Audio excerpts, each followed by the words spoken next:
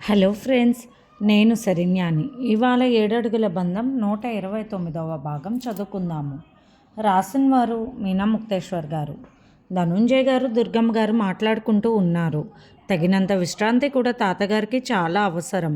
అందుకే time to time పడుకోవాల్సిందని Krishnavarma ముందే హెచ్చరించడంతో 10:30 కన్నా మించి మాటలు సాగనివ్వకుండా జాగ్రత్త పడుతున్నారు దుర్గమ్మ గారు. ఆయనకిచ్చే ప్రతి ఆహారం, మందులు అన్నీ జాగ్రత్తగా చూస్తూ ఉన్నారు. కృష్ణవర్మ ఇచ్చిన ఆహారము, వ్యాయామము, పటికను అనుసరించి ఆనాటి నుండి ఈనాటికి కూడా నీలో అదే శ్రద్ధ, అదే ప్రేమ, అదే బాధ్యత అంటూ నవ్వారు ధనుంజయ్ గారు. శ్రద్ధ లేని జీవితం వ్యర్థమే కదండి. ఇన్నాళ్ళ నా శ్రద్ధ ఈనాడు ఆనందంగా మారిందిగా అంటున్న దుర్గమ్మ గారి వైపు చూసి నవ్వేశారు ధనుంజయ్ గారు. నిజానికి ఆనందంగా అనుభవించవలసిన వయసులో ఏ ఆనందమూ లేదు. అలాగే రుచికరమైన పదార్థం కూడా తినలేకపోయేవారు దుర్గమ్మ గారు. భర్తను ఎడబాసిన భయం, ఆవేదన, బాధలలో అన్నీ దిగమించుకున్నాక ఒంటికొచ్చిన రోగాలు ఏమీ తిననివ్వకుండా చేశాయి. అయినప్పటికీ తన ఒంటరి పోరాటం మాత్రం దిగ్విజయంగా నడిపించారు. చిన్న వయసు నుండే పెద్ద కొడుకు శ్రీనివాస్ అర్థం చేసుకుని తోడుగా నిలబడిపోయాడు. వాడి చిట్టి చేతులతో సాధ్యమైనంత వరకు ఏ పని చేయనిచ్చేవాడు కాదు తనను. తెలివిగా నలుగురితో పనులు జాగ్రత్తగా చేయించే తత్వాన్ని చిన్నతనం నుండే ఏర్పరచుకున్నాడు శ్రీనివాస్ తల్లిని చూసి. అందుకే పెద్ద కొడుకుని చూసినప్పుడల్లా కళ్ళు తడిబారుతూ ఉంటాయి దుర్గమ్మ గారికి ఒకప్పుడు. ఇప్పుడు ఆనందంతో మనసు నిండిపోతూ ఉంటుంది. తన బాధ్యతలో కొడుకు ఊహ తెలిసినప్పటి నుండి తోడుగానే ఉన్నాడని గర్వపడతారు. ఇక ఆనంద్ చిన్నప్పటి నుంచి అల్లరివాడే. నిజానికి తన తల్లి, అన్నయ్య, అక్క పట్టించుకున్న తర్వాత చేయడానికి బాధ్యతలే ఉండేవి కాదు. ఆడపిల్లగా యశోద ఇంటిని చక్కబెట్టేసేది.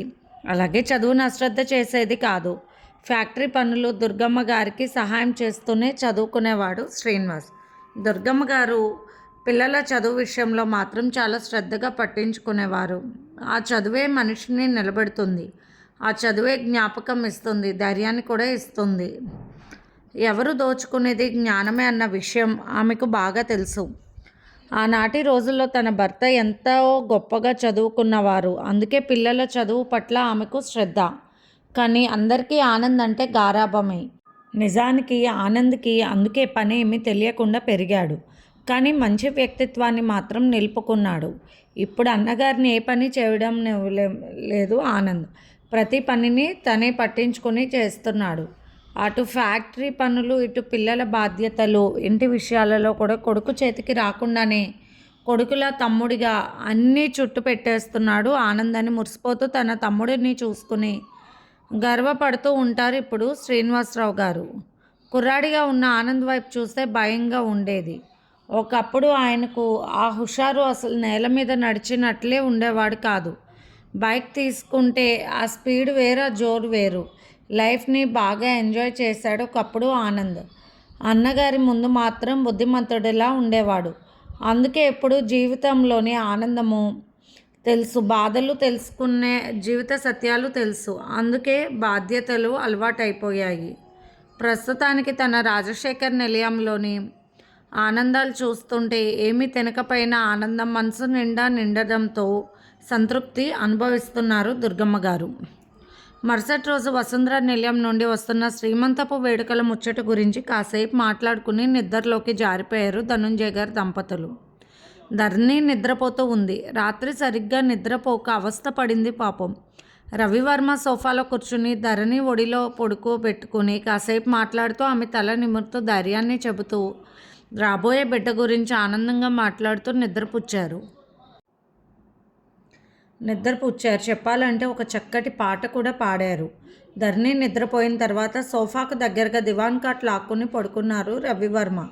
నిజానికి రాజకుమారుడిలాగా సుఖాలు బాగా తెలిసినవాడు రవి. నేడు భార్య కోసం సాధారణంగా పడుకుండిపోయాడు. అదే మరి ప్రేమ, 7 అడుగుల బంధానికి ఉన్న విలువ. మధ్యలో ధరణికి మెలకువ రావడం, బిస్కెట్లు ఇచ్చి మంచినీళ్ళు ఇచ్చారు. ఆదమర్చి నిద్రపోతున్న నిండు గర్భిణి అయిన భార్యను చూసి రవివర్మ గారి మనసులో చిత్రకళాకారుడు కొత్త చిత్రాన్ని చిత్రిస్తూ ఉన్నాడు. ధరణి నిద్రలో కూడా తన పొట్ట మీద చేయి వేసుకుని జాగ్రత్తగా బిడ్డకు భద్రత కల్పించినట్లుగా మనసులోనే నవ్వుకుంటూ నిద్రిస్తూ ఉన్నది. మనసు అర్థం చేసుకున్న భర్త కడుపులో ఆనందంగా కదులుతున్న బిడ్డతో ఉన్న నిండు ముత్తైదు అయిన ధరణి ముఖంలోని ఆనందంలో నిగూఢమైన అందాలతో వెలుగుతున్న ప్రకృతి మాత కళలు కనిపిస్తూ ఉన్నాయి రవివర్మ చూస్తున్న ప్రేమ చూపులకు.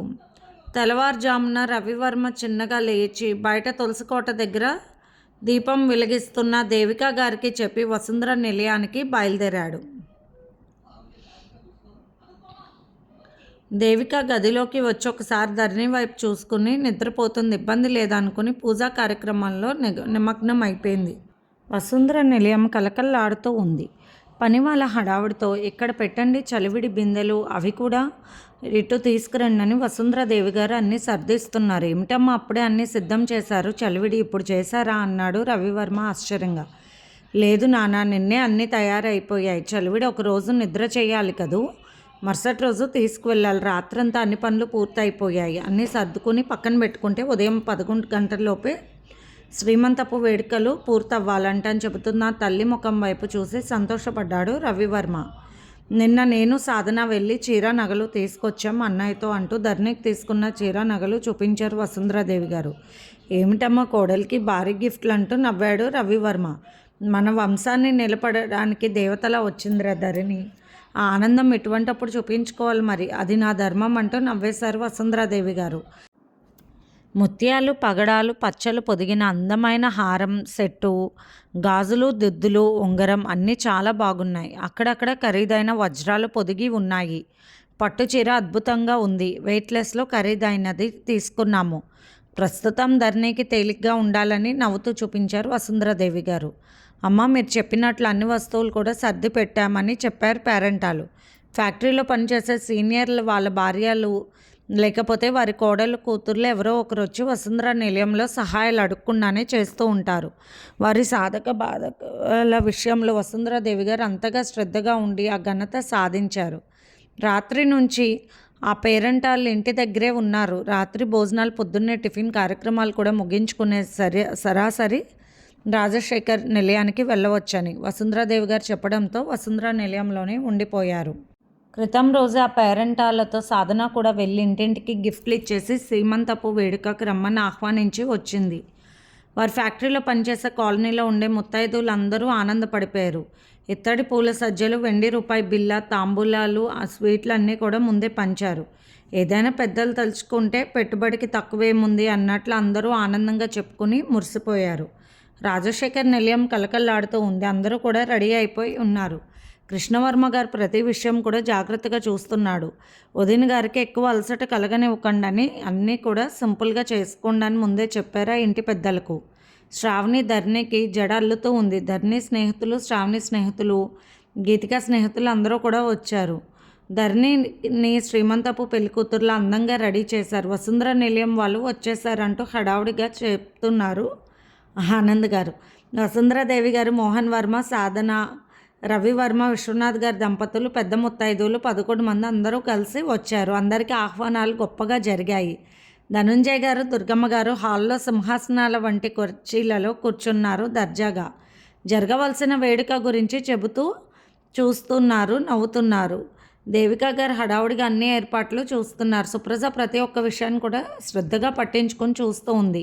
చిన్నరాజు వాళ్ళ నానమ్మ తాతల దగ్గర ఉంటున్నాడు బాగా. ధనుంజయ గారి మాటలకు వాడికి బాగా నచ్చాయి. ధనుంజయ గారు మాట్లాడితే చాలు నవ్వుతానే ఉంటాడు చిన్నరాజా. కృష్ణవర్మ, శ్రావణి ఇద్దరూ కూడా వచ్చిన వారందరినీ పలకరించి అందరినీ కూర్చోపెట్టారు.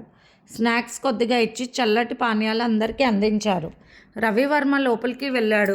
ధరణి అలా తన గదిలో సోఫాలో వెనక్కి వాలి భారంగా ఉండడంతో కూర్చుని ఉంది. చప్పుడు కాకుండా లోపలికి వెళ్ళి ధరణి నుదుటి మీద ముద్దు పెట్టుకున్నాడు రవివర్మ. ఎప్పుడు వెళ్ళారండి అంటూ కళ్ళు తెరిచి నవ్వుతూ అడిగింది ధరణి. భారంగా అనిపిస్తూ ఉందండి అన్నది ధరణి. నేను అమ్మ వాళ్ళకు చెప్పాను, కార్యక్రమాన్ని ఎక్కువసేపు చేయొద్దని. కృష్ణవర్మ కూడా ముందే చెప్పాడంట. ఇబ్బంది ఏమీ ఉండదు, కాసేపే అన్నారు రవివర్మ. ఆ తర్వాత వెంటనే ఒకసారి హాస్పిటల్కి వెళ్ళాలని చెప్పారు అని చెబుతున్న భర్త శ్రద్ధ, ప్రేమ చూస్తూ పొంగిపోయింది ధరణి. ఎంత మంచి జీవితం నా కోసం వస్తుందని కలలో కూడా ఊహించలేదంటూ ఉద్వేగానికి గురై రవివర్మ గుండెల్లో తలదాచుకుని బాధపడింది ధరణి. ఏమైంది? తెల్లవారుజామున వెళ్ళిపోయినానే కదా! నీకు కాన్పయ్యే వరకు నేను ఎక్కడికి వెళ్ళను. అయినా తర్వాత నిన్ను బిడ్డను వదిలి అస్సలు వెళ్ళనని చెబుతున్నారు. రవివర్మ మాటలకు దొంగ కాసేపు కూడా వదిలిపెట్టి ఉండకపోతే చూసేవాళ్ళు ఏమనుకుంటారని పక్కపక్క నవ్వేసింది. అనుకునే వాళ్ళకి అనుకునే అంత విషయాన్ని మనం ఇవ్వాలిగా మరి. అందుకే ఖచ్చితంగా నేను నిన్ను వదిలి ఉండలేనని చెబుతూ ధరణి కాళ్ళ దగ్గర మోకాళ్ళ మీద కూర్చుని ఆమె ఒడిలో తల పెట్టుకుని ఆమె ముఖం వైపు చూస్తున్నాడు. పైకి లెగండి, ఎందుకు అలా కింద కూర్చున్నారన్నది నవ్వుతూ ధరణి. ఏం చేస్తాం, పెద్ద మహారాణి గారి ఆజ్ఞ, లోపలున్న చిన్న మహారాణి గారు బయటకు వస్తే అప్పుడు ప్రశాంతంగా కూర్చుంటాను. రవివర్మ తన పాకెట్లో ఉన్న చిన్న పుస్తకాన్ని చూపించారు రవివర్మ. ఏమిటది అంటూ నవ్వింది ధరణి. రాత్రి నువ్వు నిద్రపోతుంటే భలే అందంగా అనిపించావు. మనసులో నిండిపోయి కళ్ళ ముందు కదిలిన మనోహరమైన చిన్న చిత్రం అంతే. ఆదమర్చి నిద్రపోతున్న ధరణి ముఖాన్ని అందంగా చిన్న పుస్తకంలో అలా చిత్రించి అందంగా చక్కటి రంగులు వేసిన రవివర్మ ప్రతిభను మెచ్చుకోకుండా ఉండలేకపోయింది ధరణి. అన్నయ్య, లోపలికి రావచ్చా అన్నాడు కృష్ణవర్మ. అబ్బే రావద్దు, చాలా ముఖ్యమైన విషయంలో ఉన్నాం మరి అంటూ నవ్వేశాడు రవివర్మ. నవ్వుతూ కృష్ణవర్మ దంపతులు లోపలికి వచ్చారు. జడ మా మరదలు వేసినట్టు తెలుస్తుందిలే, భలే అందంగా ఉంది అన్నాడు రవివర్మ. అమ్మో, మా బావగారు ప్రతి విషయాన్ని కనిపెడతారు, అందుకే నేను చాలా జాగ్రత్తగా వేశాను జడ అంటూ నవ్వింది శ్రావణి. చిత్రకారుడికి కళ్ళ ముందు కదిలే ప్రతి అందము కూడా చక్కటి చిత్రంగా మనసులో నిలిచిపోతుంది. శ్రావణి ముచ్చటగా నవ్వుతూ నిలబడి ఉంటే కృష్ణవర్మ శ్రావణి వెనక వైపున ఒకటి వేశాడు. అక్కడికి కావలసిన విషయాలు చూడు వదిన గారికి ముందు అంటూ కవ్వింపుగా శ్రావణి వైపు చూస్తూ కృష్ణవర్మ, మీ అల్లరి ఎప్పటికప్పుడు ముచ్చటగా అనిపిస్తుంది, చూడటానికి బాగుంటుంది అంటూ నవ్వేశాడు రవివర్మ. కొంచెం చురుక్కుమని అనడంతో బొంగమూత పెట్టుకుని చొరచొరా చూసింది వెనక్కి తిరిగి శ్రావణి. రాత్రి ఆనందాలు కళ్ళ ముందు కదిలి శ్రావణి అందమైన వాళ్ళ కళ్ళలో సిగ్గు, ఆనందం, అంతలోనే చిరు కోపం అన్నీ మేళవించిన చూపులతో కృష్ణవర్మ వైపు చూస్తూ ఉంది శ్రావణి. కృష్ణవర్మ కూడా అలా చూస్తూ ఉండిపోయాడు. శ్రీమంతం కార్యక్రమాలు అయ్యే వరకు మా విషయాలు పట్టించుకోండి శ్రావణి అన్నాడు రవివర్మ నవ్వుతూ. కొత్త జంట ఎంతో జాగ్రత్తగా ఉండాలి అనుకుంటారు, కానీ ఎవరి ముందు జాగ్రత్త పడాలి దొరకకూడదు అనుకుంటారో వారి ముందే అందంగా పట్టుబడిపోతూ ఉంటారు. అటువంటి ఆనందాలు వెళ్ళవిరియాలు ప్రతి ఇంట జంట ఆనందమే, కనుల పంట, అది అసలైన ఆనందం ముచ్చట. వసుంధరాదేవి గారు అంబికా గారు లోపలికి వచ్చారు. ఎలా ఉంది ధరణి అంటూ. కొంచెం భారంగానే ఉంది అత్తయ్య అంటున్న ధరణి ముఖం బాగా లాక్కుపోయింది అని గమనించారు వసుంధరాదేవి గారు. శ్రీమంతపు వేడుకలు ప్రారంభమయ్యాయి. ఎంతో భారీగా వచ్చిన శ్రీమంతపు సారె పేరంటానికి వచ్చిన పేరంటాళ్ళందరూ కూడా ఎంతో విడ్డూరంగా ఆనందంగా చూస్తున్నారు. కార్యక్రమాన్ని కృష్ణవర్మ దగ్గర ఉండి హడావుడిగా జరిపించేశాడు. ధరణికి అందరూ కూడా అక్షంతలు వేసి ఆశీర్వదించారు.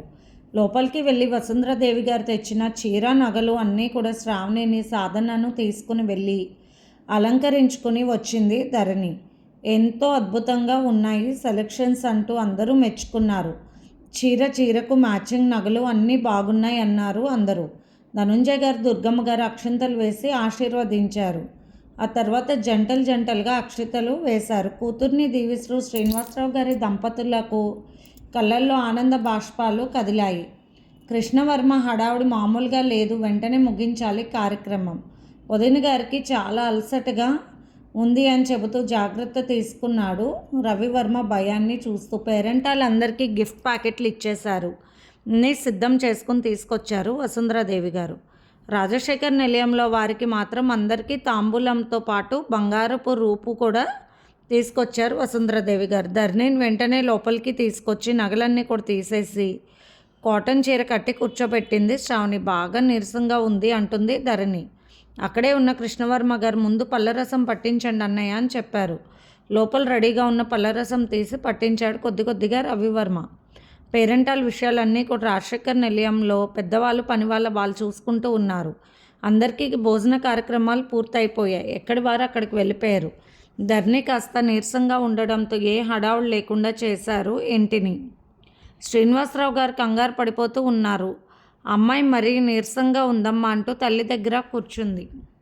బిడ్డను కడుపులో మోసే తల్లికి ఆ భారం తప్పదు నాయనా, నీకు బిడ్డ అయినా ధరణికి తన బిడ్డను మోసే భారం తప్పదుగా, భయపడుకు, అంతా సుఖంగా జరిగిపోతుందంటూ కళ్ళు తుడుచుకున్నారు దుర్గమ్మ గారు. శ్రీనివాసరావు గారు ఒక రకమైన బాధతో కళ్ళు తుడుచుకున్నారు. ధరణి సన్నగా నాజుగ్గా ఉంటుంది. ఆమె నిండుగా ఉండేసరికి ఓపలేని భారంగా చూసేవారికి కనిపిస్తే ఇంటి పెద్దలకు కంగారుగా అనిపించింది. కృష్ణవర్మ చెప్పడంతో ధరణి, రవివర్మ, శ్రావణి అందరూ ముందుగా హాస్పిటల్కి బయలుదేరారు. పెద్దవాళ్ళకు తర్వాత ఫోన్ చేసి చెప్దామన్నారు కృష్ణవర్మ, రవివర్మ, ధరణి, శ్రావణి హాస్పిటల్కి చేరుకున్నారు. ఎలా ఉంది వదిన అంటున్నాడు కృష్ణవర్మ ధరణిని చేయి పట్టుకుని కారులో నుండి దింపుతూ. నొప్పులు అంతగా తెలియడం లేదు కానీ లోపల బాగా బేబీ కదలికలు బాగా తెలుస్తున్నాయి కృష్ణ అన్నది ధరణి. నీరస పడిపోతుంది, లోపలికి వెళ్ళి అన్ని టెస్టులు చేయించాలనుకున్నాడు కృష్ణవర్మ. మరీ నీరసంగా ఉంటే అక్కడున్న స్పెషల్ లేబర్ రూమ్కి చేర్చారు ధరణి. లేడీ డాక్టర్ అటెండ్ అయింది. పక్కనే శ్రావణి కూడా ఉంది. కృష్ణవర్మ కంగారు పడకండి అన్నయ్య, స్కానింగ్ అన్నీ తీసి చూద్దాం, ఏమీ కాదు అని చెప్తున్నాడు రవివర్మ. ఇంతలో శ్రావణి పరుగున వచ్చింది. అక్కకి ఆడపిల్ల పుట్టిందని అంటూ నవ్వేసింది. అదేమిటి, అంత పెయిన్స్ కూడా లేవు కదా అన్నాడు రవివర్మ ఆశ్చర్యంగా ఆనందపడిపోతూ. అక్క నిజంగా అదృష్టవంతురాలు. లోపల రూమ్లోకి తీసుకువెళ్ళగానే కడుపులో ఏమిటో బాగా కదిలిపోతున్నట్లు అనిపిస్తుందని చెప్పింది డాక్టర్ గారితో. అంతే, డాక్టర్ గారు పరీక్ష చేద్దాం అనుకున్నారు. వెంటనే సిస్టర్ని వాళ్ళని పిలిచేశారు. అంతే, కాన్పు వెంటనే అయిపోయింది. పాపై ముత్యంలా ఉంది అంటూ నవ్వేసింది శ్రావణి. ఆమె కళ్ళల్లో కన్నీరు ఉన్నాయి. తెలియని ఉద్వేగంగా కంగారు. కొత్తగా కేసు చూడడం వల్ల ఆమెకు ఏర్పడ్డాయి అనుకున్న కృష్ణవర్మ శ్రావణిని వెంటనే దగ్గరకు తీసుకుని భుజం తట్టి ఓదార్చాడు. చాలా మంచి విషయం, అంత తొందరగా ఎవరికి కానుపు అవ్వదు, టెస్ట్ చేశాక చూడొచ్చు అనుకుంటే అసలు విషయం జరిగిపోయిందంటూ నవ్వుతున్నాడు కృష్ణవర్మ. ఇంతలోనే రవివర్మ వాళ్ళ అమ్మగారికి ఫోన్ చేసి, అమ్మ ధరణికి పాప పుట్టింది, నేను ఇంకా చూడలేదు, నువ్వు వెంటనే డ్రైవర్ని తీసుకుని వచ్చాయి అంటూ ఎంతో ఆనందంగా చెప్పాడు. రాజశేఖర్ నిలయానికి ఫోన్ చేసింది శ్రావణి. అందరికీ శుభవార్త చెప్పేసింది. పాప ఎలా ఉంది ఏంటి అంటూ అన్ని ప్రశ్నలు వేస్తున్నారు. అందరూ రండి చూద్దరు కానీ, నేను ఒక్కదాన్నే చూశాను, ఎవరూ చూడలేదంటూ నవ్వేసింది శ్రావణి. పాపను చక్కగా శుభ్రం చేసి ధరణి అప్పుడే కళ్ళు తెరవడంతో చూపించారు. ఒక్కసారిగా ఏడ్చేసింది ధరణి. పాపై బంగారు బొమ్మలా ఉంది అంటూ. అదేంటక్క, అంత అందంగా ఉంటే ఎందుకు బాధ అంటూ శ్రావణి ధరణి తల నిమురుతో చెప్పింది. ఉండక్క, బావగారు వాళ్ళని పిలుస్తానంటూ నవ్వింది శ్రావణి. ధరణికి దుఃఖం ఆగడం లేదు. ఎలా పుడుతుందో పాపాయి అనుకుంది. వాళ్ళ నాన్నగారు రంగుతో అచ్చుగుద్దినట్లు ధరణిలా పుట్టింది. అందరూ చూడడమే, ఆ ముక్కు చూడు ఎంత బాగుందో, ఆల్చిప్ప లాంటి పెద్ద కళ్ళు, చెట్టి నోరు ఎంత ముద్దుగా ఉన్నాయంటూ శ్రావణి ముచ్చటగా పడిపోతుంది పాపాయి వంక చూసి. రవివర్మ, కృష్ణవర్మ లోపలికి వచ్చారు.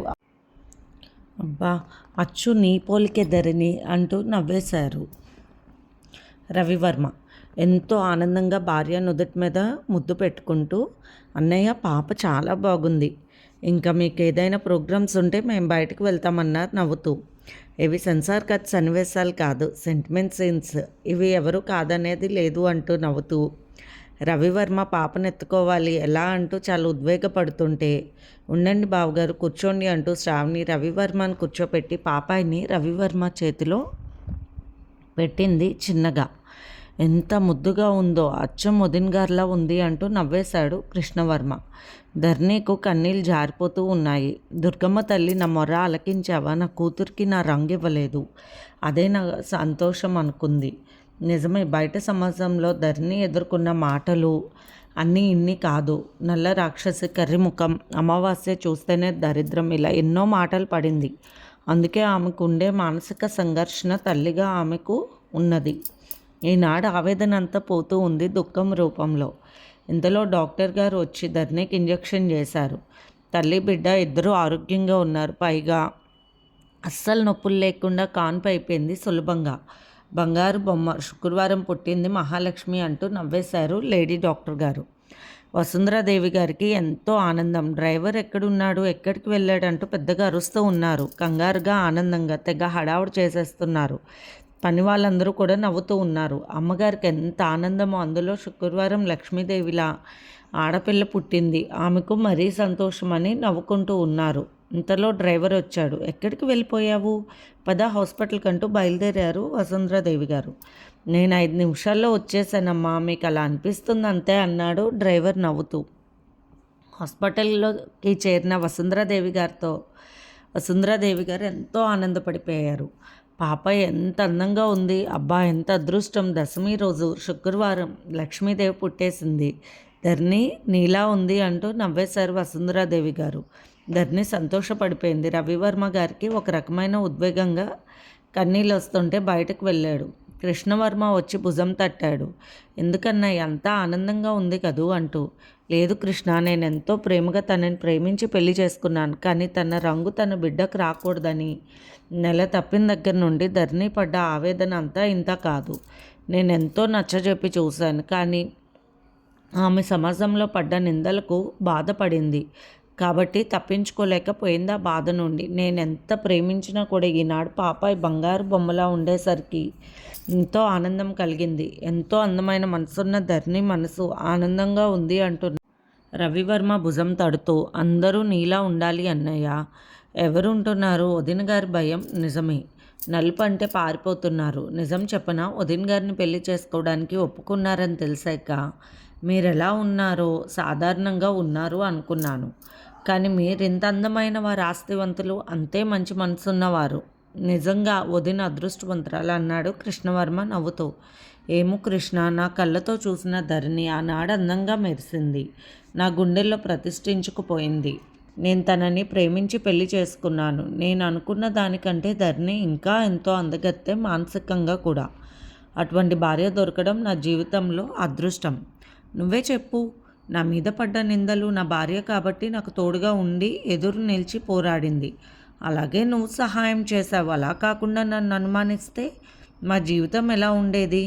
అప్పుడే తెలిసింది నేను ఎన్నుకున్న కన్య బంగారు కన్య అని అంటూ నవ్వుతూ ఆనందంగా చెప్తున్న రవివర్మ కళ్ళు కన్నీరైపోయాయి. హాస్పిటల్ రూమ్లో వసుంధరాదేవి గారి ముచ్చటంతా ఇంత కాదు. శ్రావణి తెగ నవ్వుతూ ఉంది. బిడ్డ పుడితే ఇంత ఆనందంగా ఉంటుందా భార్యాభర్తలకు, బంధువులకని ఆశ్చర్యపోతుంది. అవునా, విషయాన్ని ఇప్పుడే గమనించడం నేర్చుకుంది శ్రావణి.